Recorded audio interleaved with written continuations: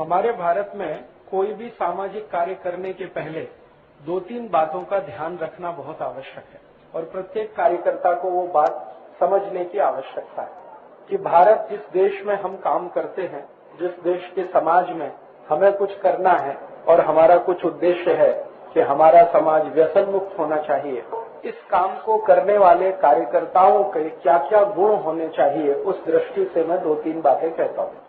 सबसे बड़ा गुण जो किसी भी कार्यकर्ता में होना चाहिए वो बहुत धैर्यशील होना चाहिए, धीरज उसमें बहुत होना चाहिए, क्योंकि जो कार्य करने के लिए आप निकले हैं ये जल्दी होने वाला नहीं है। अगर महाराष्ट्र राज्य को व्यसन मुक्त बनाना हो तो ये 2-5 वर्ष में नहीं होने वाला, 20-25 वर्ष लगेगा। अब 20-25 वर्ष क्यों लगेगा? उसका कारण है कि भारत में कोई भी काम जल्दी नहीं होता, शीघ्र नहीं होता। यहाँ हर कार्य धीरे धीरे धीरे धीरे होता है। क्यों? कारण क्या है? आप कहोगे यहाँ के मानस, यहाँ के मनुष्य आलसी हैं, इसलिए धीरे धीरे करते हैं। आलस्य नहीं है, प्रकृति हमारी ऐसी। भारत की जो प्रकृति है ना, जो वातावरण है, पर्यावरण है, जो हमारा मौसम है, जलवायु है, वो ऐसी है कि धीरे कार्य करना ही हमारे लिए अच्छा है। क्यों? फिर कारण उसका, हमारे देश का वातावरण ऐसा है कि संपूर्ण 1 वर्ष कोई भी दिन सूर्य का प्रकाश रहता है। सूर्य का प्रकाश रहता है तो गर्मी रहती है। संपूर्ण 1 वर्ष कोई दिन आपने ऐसा देखा जब सूर्य प्रकाश ना हो? ये 1 वर्ष में कोई 1 या 2 दिन होता है, बाकी संपूर्ण वर्ष सूर्य का प्रकाश रहता है। सूर्य का प्रकाश हमको गर्मी देता है, तपन होती है उसमें, तो उसमें शरीर की बहुत सारी ऊर्जा खर्च होती है। सूर्य का प्रकाश जब हमारे शरीर पे पड़ता है ना, तो बाहर से वो गर्म करता है, अंदर से अपना शरीर भी गर्म करता है। दोनों का बहुत झगड़ा चलता है, अंदर की गर्मी, बाहर की गर्मी। और गर्मी का समय जब होता है तब तो और भी ज्यादा तकलीफ होती है। तो इसमें ऊर्जा बहुत खर्च होती है शरीर की। ठंडी के समय में जास्ती ऊर्जा खर्च नहीं होती, गर्मी में ऊर्जा जास्ती खर्च होती है, क्योंकि बाहर की जो गर्मी है अगर वो शरीर में प्रवेश कर गई तो हमारा जीवित रहना मुश्किल है। इसलिए शरीर के अंदर की जो व्यवस्था है, जिसको हम हमारे शरीर की प्रतिकारक शक्ति व्यवस्था कहते हैं, वो हमारे शरीर को अंदर से ठंडा रखने की कोशिश करने में बहुत ऊर्जा खर्च करती है। और ऊर्जा जास्ती खर्च होने से थकान जल्दी आती है।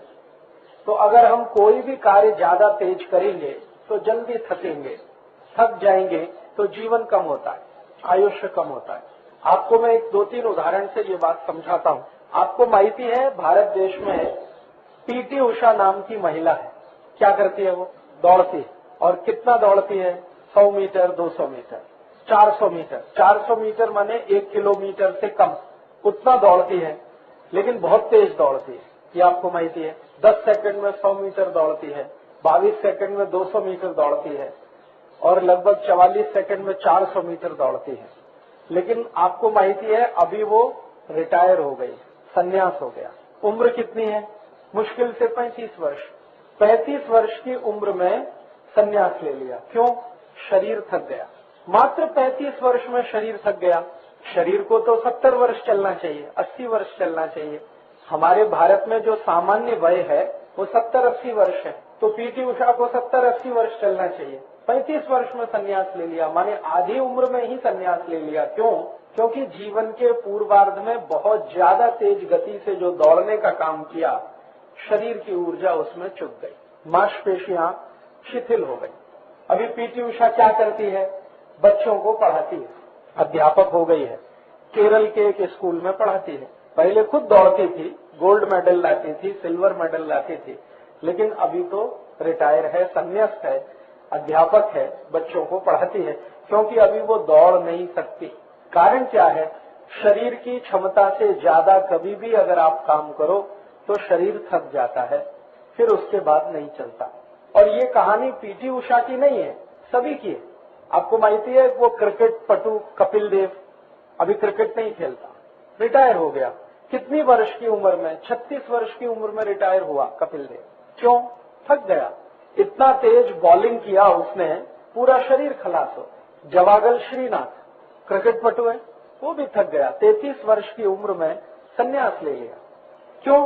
बहुत तेज बॉलिंग किया, अब शरीर खलास हो गया। जितने भी क्रिकेट पटु, फुटबॉल पटु, हॉकी पटु, जिनको भागना बहुत पड़ता है, वो 35 वर्ष की उम्र में बेकार हो जाते हैं। शरीर काम नहीं करता। क्यों नहीं करता? क्योंकि उन्होंने इतना ज्यादा दौड़ा भागा कि शरीर की ऊर्जा जो रहनी चाहिए थी वो खलास हो गई। अब शरीर की ऊर्जा नहीं है, जीवन नहीं चल पाता। इसलिए क्यों भारत का वातावरण ऐसा है, पर्यावरण ऐसा है, यहाँ तापमान इतना जास्ती है, गर्मी इतनी जास्ती है, 50 डिग्री सेंटीग्रेड हो जाता है। तो ऐसे पर्यावरण वातावरण में रहने वाले लोगों को सब काम धीरे धीरे धीरे धीरे करना चाहिए। हमारे भारत में अगर हम धीरे धीरे काम करेंगे तो जास्ती आयुष्य तक काम कर सकते हैं। तेजी से काम करेंगे तो हम भी थक जाएंगे।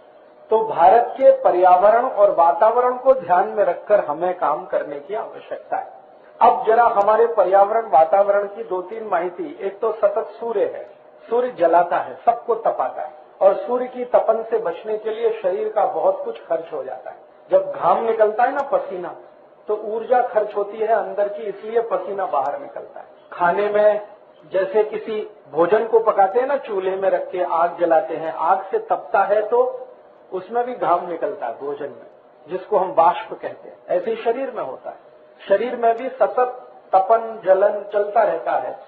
अगर हम ज्यादा तेज काम करेंगे तो ज्यादा अंदर से शरीर में ऊर्जा खर्च होगी, और ज्यादा ऊर्जा खर्च होगी तो थोड़े दिन में थक जाएंगे। आपको तो संन्यास होना पड़ेगा, रिटायरमेंट लेना पड़ेगा। तो जास्ती दिवस अगर काम करना है तो हड़ू हड़ू धीरे धीरे, तेजी से काम कुछ भी नहीं करना, नहीं तो थक जाएंगे। भारत के बारे में बहुत लोग कहते हैं यहाँ के शेतकरी आलसी, काम धीरे करते। आलसी नहीं है, बहुत बुद्धिमंत है, अक्ल है उनको, इंटेलिजेंस है। क्योंकि भारत का वातावरण ऐसा नहीं है कि यहाँ तेजी से कुछ भी किया जाए। तेजी से करेंगे तो उनको भी 35 वर्ष में संन्यास होना पड़ेगा, रिटायर होना पड़ेगा, फिर खेती कौन करेगा। यूरोप के देश में, अमेरिका के देश में वातावरण बिल्कुल अलग है। वहाँ ठंडी बहुत जाती है, एक वर्ष में 9 महीने सतत ठंड होती है, सूर्य प्रकाश नहीं होता, तापमान 0 डिग्री और उससे नीचे होता है, 0 से भी नीचे। इस समय अमेरिका में तापमान 0 से नीचे 5 डिग्री है, -5 डिग्री इस समय, आज, कल, परसों, रोज। तो जहाँ तापमान बहुत कम होता है वहाँ सूर्य का प्रकाश नहीं होता, तो उनको तपन नहीं होती, तो उनकी ऊर्जा इतनी खर्च नहीं होती, वो तेजी से काम करें तो चलता है। इसलिए यूरोप के देशों में जो भी कुछ खोज हुई है ना, वो सभी तेज तेज तेज गति वाली है। जैसे फुटबॉल का खेल वो खेलते हैं क्योंकि उसमें तेजी है, हॉकी तेजी है, क्रिकेट तेजी है, लॉन टेनिस बहुत तेज खेल है, टेबल टेनिस बहुत तेजी है, बैडमिंटन बहुत तेजी है। तो वहाँ तेजी वाले खेल है, और सवेरे से शाम तक खेलो तो भी ज्यादा तकलीफ की स्थिति नहीं है, क्योंकि सूर्य का प्रकाश इतना जास्ती नहीं है। भारत के खेल धीमे धीमे खेलने वाले, स्लो, क्योंकि सूर्य का प्रकाश जास्ती। देखो दुनिया में सबसे बड़ा आविष्कार क्या है, सबसे बड़ी खोज क्या है, वो है पहिया, व्हील। सबसे पहले भारत में इसकी शोध हुई, व्हील की। लेकिन हमने व्हील से, पहिए से बड़द गाड़ा बनाया, बैलगाड़ी, और यूरोप के देशों ने मोटर गाड़ी बनाई। हमने बड़द गाड़ी क्यों बनाई? धीरे धीरे, हड़ू हड़ू, धीरे धीरे जाने का। उन्होंने मोटर गाड़ी क्यों बनाई? तेजी से जाने का, क्योंकि उनको वो परवड़ता है तेजी से जाना, हमको नहीं परवड़ता, इसलिए हम बड़द गाड़ी में धीरे धीरे जाते हैं। अभी हम कहें कि देखो ये बड़द गाड़ा चलाता, कितना मूर्ख आदमी है। मूर्ख हम हैं, वो तो बहुत अकल वाला है, क्योंकि भारत की प्रकृति और भारत के पर्यावरण को ध्यान में रखकर वो धीरे धीरे बड़द गाड़ा चलाता है।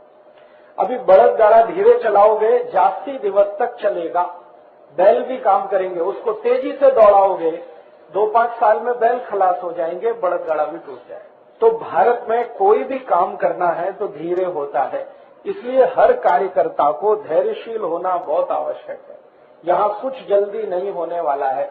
अगर आपकी ऐसी कल्पना है कि हम 2 साल में महाराष्ट्र में क्रांति कर देंगे, 10 साल में भारत में क्रांति, नहीं होने वाला।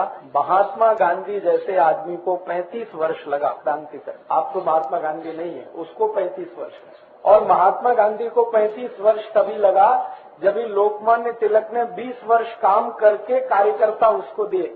लोकमान्य तिलक का काम शुरू हुआ 1894 से और 1915 तक सतत काम किया, लगभग 20 वर्ष। 1 कोटी 20 लाख कार्यकर्ता जमा किए, वो महात्मा गांधी को दिए, तब महात्मा गांधी को और 35 वर्ष लगा। तो हमारी ताकत तो गांधी जी से भी कम है, लोकमान्य तिलक से भी कम है, तो हमको कितना वर्ष लगेगा। इसलिए दिमाग में कार्यकर्ता को एक बात हमेशा ध्यान रखने का कि भारत में कुछ भी जल्दी नहीं होगा, जो भी होगा धीरे धीरे होगा और धीरे धीरे होना है।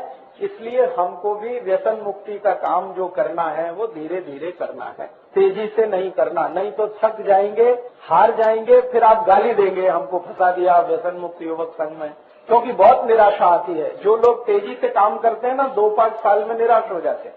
वो कहते हैं अभी तो क्रांति हुई नहीं, अभी इस देश में कुछ नहीं हो सकता, फिर गाली देना शुरू कर देते हैं। इससे क्या होता है, अपना मन दुखी होता है, सामने वाला जो सुनता है उसका और जास्ती दुखी होता है। तो इसलिए मेरा आपको सभी को पहला जो निवेदन है वो ये कि कार्यकर्ताओं को धैर्यशील होना, धीरजवान होना, समय के साथ चलने की ताकत रखने वाला होना, ये बहुत आवश्यक है। कुछ भी जल्दी नहीं होगा। आपको सीधा हिसाब बताता हूँ। 1857 में भारत में आजादी लाओ आंदोलन शुरू हुआ और 1947 में पूरा हुआ। 90 वर्ष लगे, जबकि उस आंदोलन को करने वाले 6,40,000 क्रांतिवीर थे।